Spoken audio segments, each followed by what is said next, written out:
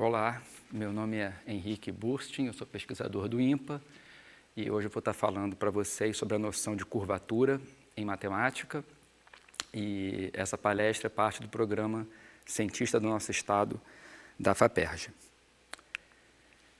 Então, como eu falei, o tema principal da palestra é essa noção de curvatura e, como a gente vai ver, essa noção matemática ensina em particular para a gente a melhor maneira da gente segurar, por exemplo, uma fatia de pizza. Então, isso vai ficar claro mais para o final. Serão 3 palestras. A primeira, eu vou falar sobre a curvatura de objetos de dimensão 1, que são curvas. Na segunda palestra, eu vou falar de curvatura de superfícies, que são objetos em dimensão 2. E na terceira palestra, eu vou falar de um teorema muito importante do Gauss, que é conhecido como o teorema notável de Gauss, e vou falar de algumas aplicações.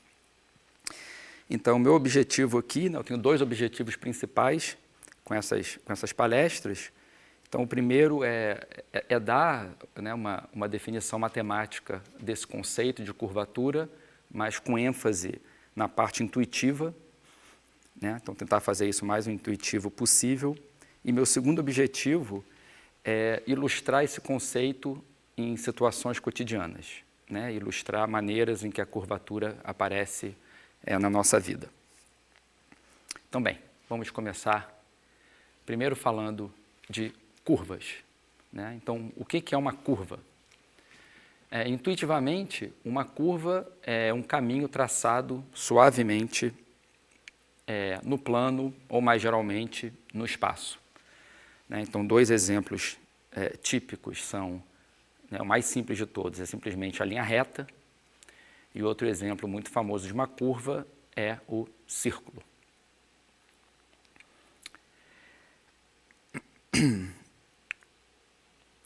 De forma geral, você pode imaginar que uma curva é algo que você pode criar do seguinte jeito. Se você tem um pedaço de barbante, você pode dobrar ele da maneira que você quiser, e você vai ter algo com uma forma, em geral, parecida com isso daqui. Então, você pode imaginar que uma curva é uma linha, um pedaço de barbante que você dobrou de alguma forma. Em matemática, para ser mais preciso, uma curva, em geral, é um conjunto de pontos no plano, imagina um plano com coordenadas x, y, satisfazendo alguma regra, em geral dada por alguma equação. Então, por exemplo, o círculo, você pode gerar ele como um conjunto de pontos no plano x, y, que satisfazem essa equação aqui, x² mais y² igual a 1, que simplesmente quer dizer que todos os pontos dessa curva estão à distância 1 da origem. Então, são todos equidistantes da origem do plano x, y, de uma distância 1. É isso que essa equação diz. Aqui a segunda equação, essa curva aqui é o que se chama de uma parábola, e ela é dada pela seguinte regra. Você pega todos os pontos no plano x, y, satisfazendo a condição que a segunda coordenada y é o quadrado da primeira. Então, y igual a x ao quadrado. Então, se você marcar todos os pontos que satisfazem essa condição, esse aqui é o traçado que você vai ter. Então, essas são maneiras que você matematicamente gera curvas. E o que é a curvatura de uma curva? Então, intuitivamente, de novo, a curvatura de uma curva é a medida de quanto essa curva se afasta de ser uma linha reta. Então, quanto mais diferente de uma linha reta ela for, possivelmente mais curvatura ela terá. Então, só para ilustrar aqui, então, a linha reta tem curvatura 0. Essa outra linha que eu desenhei aqui, ela fica bem parecida, ela não se afasta muito de ser uma linha reta, então ela deveria ter curvatura pequena. E essa curva daqui, que fica subindo e descendo, parece mais longe de ser uma reta, deveria ter, essa medida de curvatura aqui deveria ser grande. Então, intuitivamente, essa é a ideia.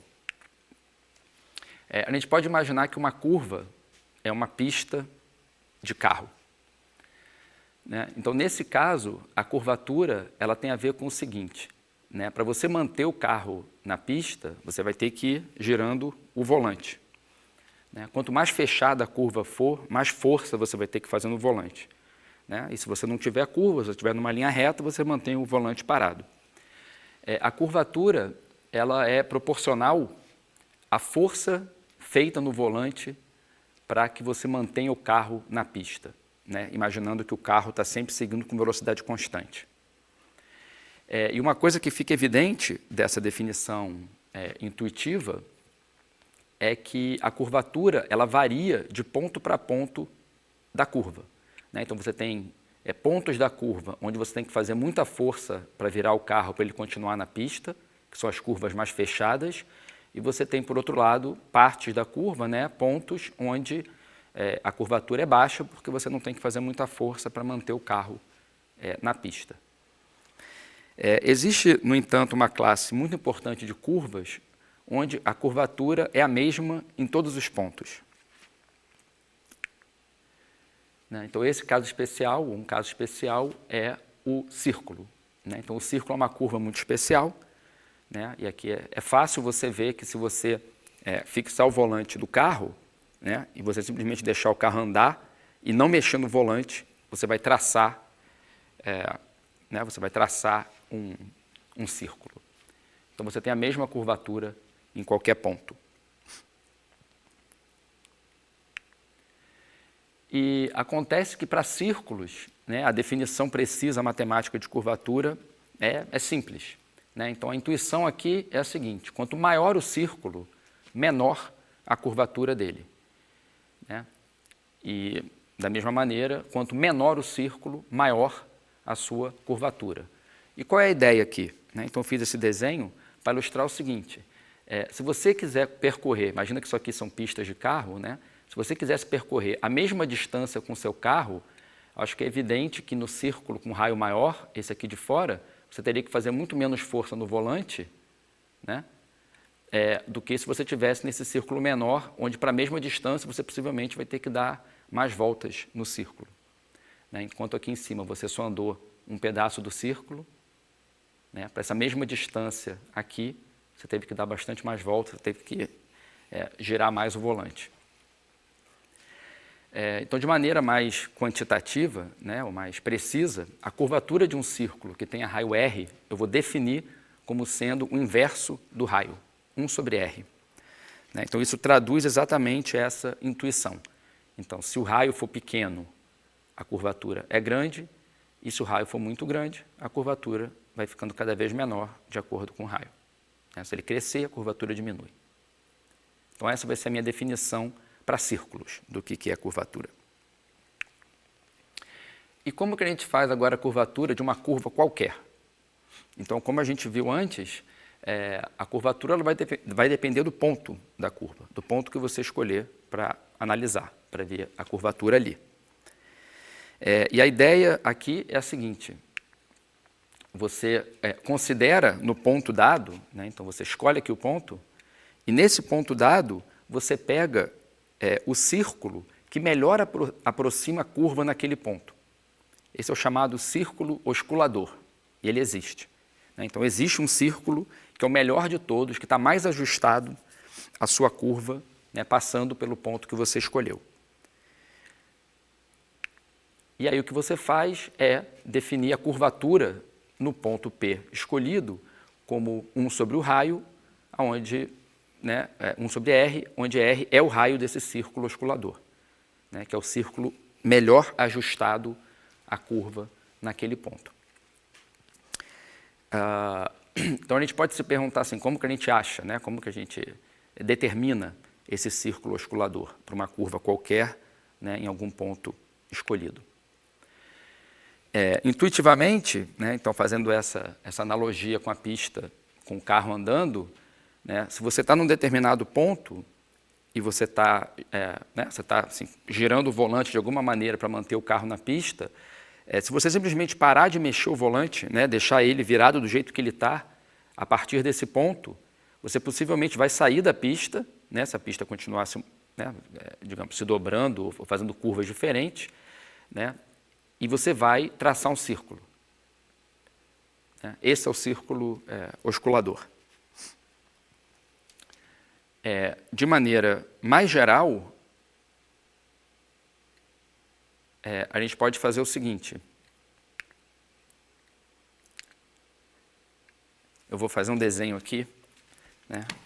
Eu vou usar o seguinte fato, né? Então, para a gente definir de maneira um pouco mais precisa o círculo osculador de uma curva. Vamos lembrar um fato elementar, que é o seguinte. Se a gente tem, né, um círculo,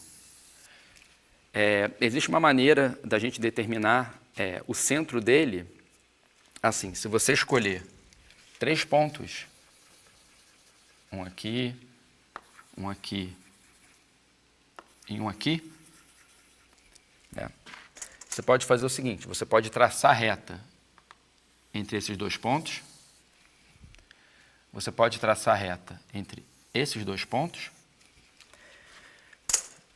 e aí fazer o seguinte, você pega agora aqui o ponto médio, metade do caminho, e traça uma reta perpendicular. Né? Então, aqui, perpendicular a essa reta ligando esses 2 pontos, e você aqui, de novo, acha o ponto médio aqui e traça uma reta também aqui perpendicular. E elas vão se encontrar exatamente no centro do círculo. Então, esse ponto, né, vai estar a mesma distância desse, né, e vai ser o centro do círculo. A ideia agora é a seguinte, a gente pode esquecer nesse desenho que a gente tinha esse círculo, então deixa eu apagar.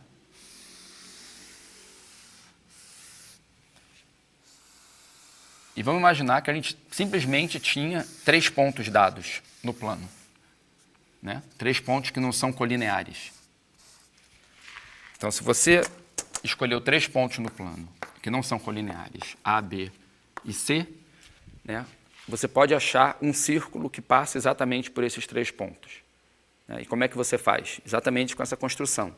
Né? Você liga o A no B e você liga o B no C, você pega o ponto, né, médio aqui entre o A e o B, traça uma perpendicular, pega o ponto médio entre B e C, traça uma perpendicular, você vai achar um ponto e você declara esse ponto como sendo o centro do círculo.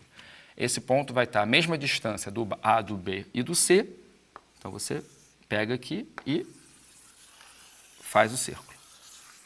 Tá? Então, estou só dizendo que se você tem 3 pontos que não são colineares no plano, dessa maneira você consegue achar exatamente um círculo que passa pelos 3. Tá? E como é que a gente usa essa ideia para definir o círculo osculador de uma curva qualquer? Então, a ideia é a seguinte, né? Se você tem uma curva agora arbitrária e você quer saber quem é o círculo osculador num ponto P, você escolhe 2 outros pontos, A e B, sobre a curva, né?